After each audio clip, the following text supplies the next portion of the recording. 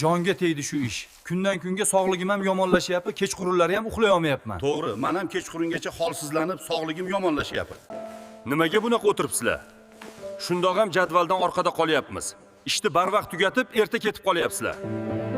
Biz ham odammiz. Bu bo'yoqning hidiga o'tirib bo'lmaydi. Boshimiz og'rib, nafasimiz qisilib ketdi. Shu uchun ishni ham erta tugatib, kun yarmida ketishga majbur bo'lyapmiz. Bunga o'zlaringiz aybdorsizlar. Xonadon egasiga shu bo'yoqni olishni o'zlaringiz tavsiya bergansizlar.